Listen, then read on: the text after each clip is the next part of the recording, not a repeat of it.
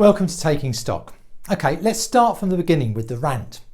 You need to know about the rant in order to understand the last bit. So I already get hacked off by cliched representations of the church and church people on TV and in the media. I hate it when every clergy person gets referred to or addressed as a vicar, because it's inaccurate in the extreme. 80% of clergy are not vicars or rectors or deans or archdeacons or bishops or any other Anglican title. Most are just ministers, that's all.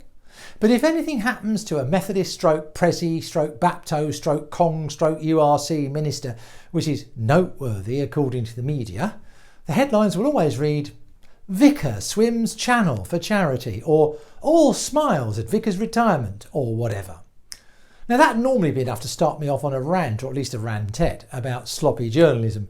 But most of all, it's the sloppy script writing that gets me. See, if some script writer, usually for a police procedural drama, or whatever, writes in a Christian into the plot, and the cops have to find out about said Christian, what do? Do they do what any reasonable person would do and phone the vicarage or the manse or the presbytery to make an appointment? No, of course not. Nothing so easy. What they do is send two coppers to the church itself, the building, I mean. And miracle of miracles, at 3 p.m. on a Monday in February, and no matter whether the church is Anglican or Catholic or nonconformist, the place is always open. Miraculously, because despite the fact that cathedrals aside, 99% of all churches in this country are locked up for 99% of the time. Worse, not only are they always open in these programmes, but often there's an organ playing at 3 p.m. in February, and almost certainly there'll be candles lit all over the place, even in a Methodist church. And then, just as the coppers' eyes are getting used to the Stygian gloom, and within seconds of their arrival at the front pew, some cadaverous-looking and earnest individual, always in a dog collar, and more often than not in a full 39-button cassock and a biretta, looms out of the dusty, incense-ridden gloom at the altar and says, "Can I help you at all?"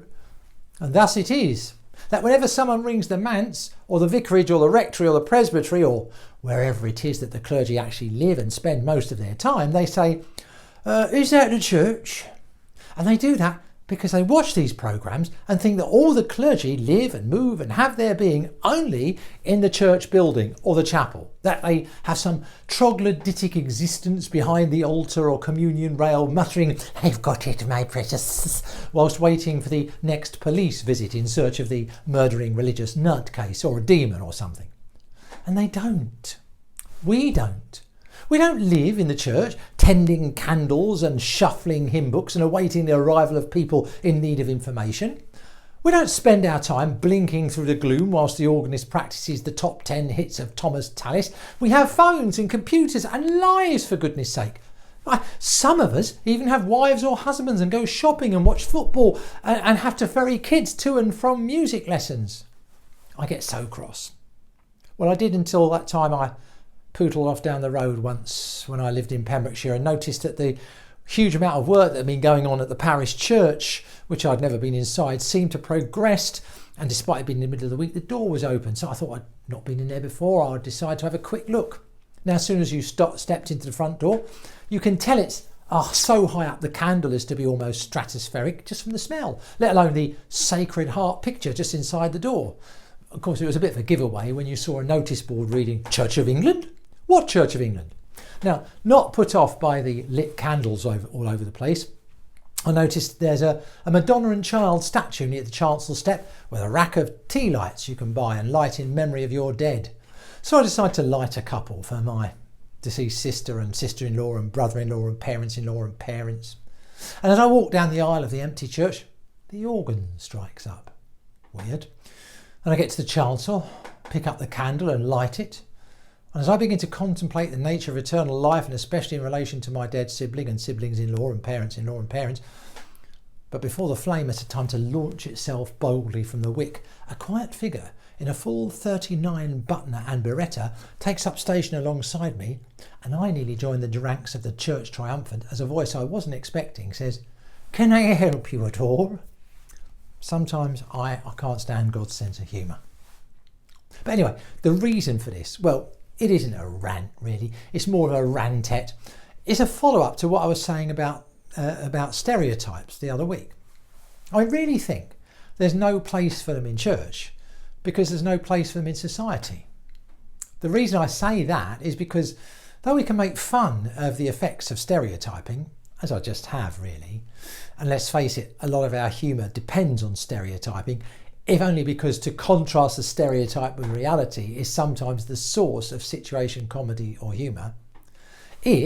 Stereotyping that is, it's only a short distance away from profiling on the grounds of gender or sexuality or race or religion. And if not actually racist, it's certainly in the same ballpark.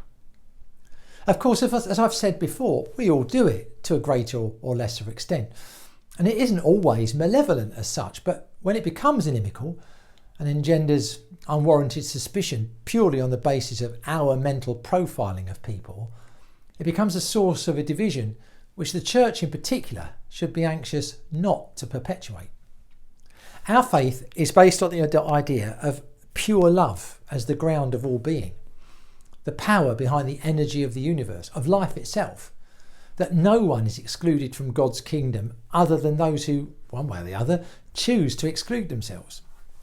That doesn't mean that we condone in individuals what we know is behaviour which goes against what we know, or at least believe, to be God's will for creation. Even if we don't always agree what constitutes behaviour which goes against God's will for creation, but that's the subject of a different talk. But it does mean that we need to judge people not by how they dress, or wear their hair, if they have any, or by their accent, or their education, or even by where they live or go to school.